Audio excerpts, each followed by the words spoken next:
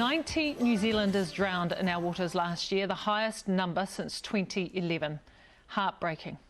But despite this, a new report from SWIMSAFER finds 48% of Kiwi kids aren't even enrolled in swimming lessons. It seems financial cost is the biggest barrier, with 52% of parents say lessons are too expensive. And that's why for Aotearoa's first SWIMSAFER week, a Swim It Forward campaign has been launched. Ambassador Dame Sophie Pascoe and Water Safety NZ CEO Daniel Gerrard join us this morning. Thank you both so much for joining us this morning. I guess I'll start with you, Daniel. Those stats, man, they paint a very grim picture. So how concerning is that? Yeah, we're looking again at another horrendous summer, and this is the starting point. We need to ensure that our youngsters in Mokopuna and Tamariki are provided with the basic aquatic skills to start with. They need to learn how to swim and survive. That then gives them the opportunity to get involved and learn to swim, and it opens up the whole recreation, sport activity opportunities for them as they grow older. Yeah, I mean, I guess many of us of my vintage will remember that we actually did have swimming lessons within our school curriculum, but that's no longer the case, right? Well, it's still in the curriculum, but it talks about aquatic experiences. We believe there needs to be something a little bit more explicit than just aquatic experiences. So that is having the ability for the teachers to teach water safety skills and also then progress into learn to swim. But we ask a lot of our teachers, so it's really trying to find that balance between a school teacher, a school pool and professional learn to swim instructors. Yeah, we're getting plenty of feedback.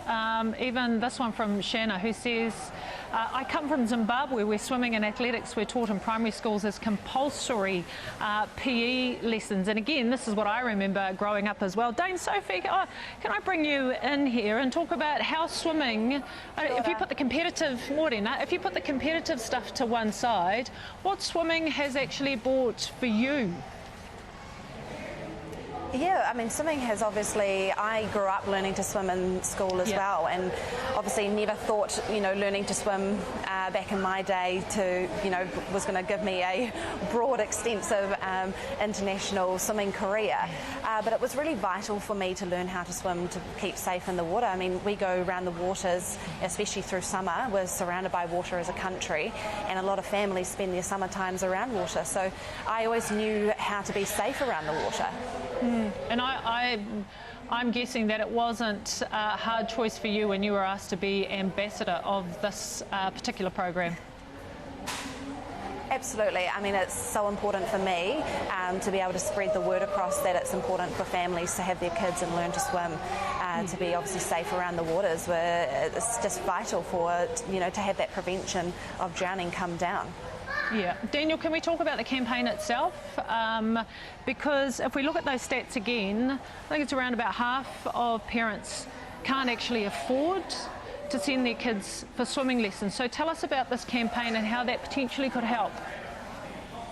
Yeah, so the campaign itself is really the first big campaign nationally to work with swim schools to help them provide a really structured water safety week of activities. So we've borrowed it from Australia. We've been gifted some of their support.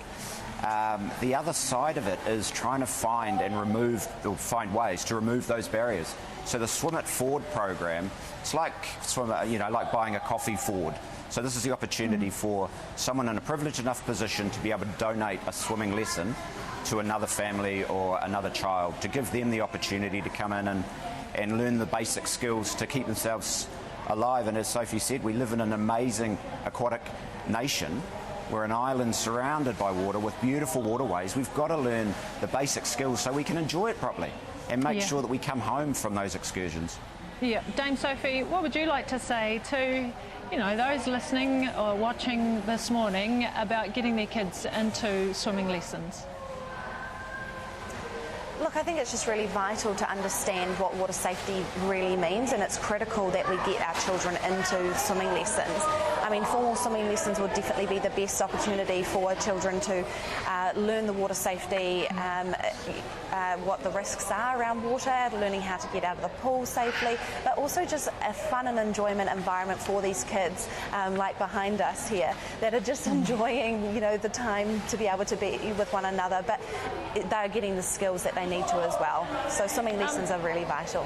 Yeah, Daniel, how do we donate to the campaign?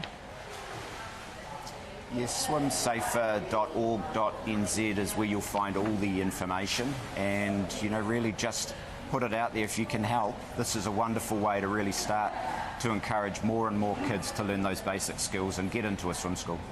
Yeah.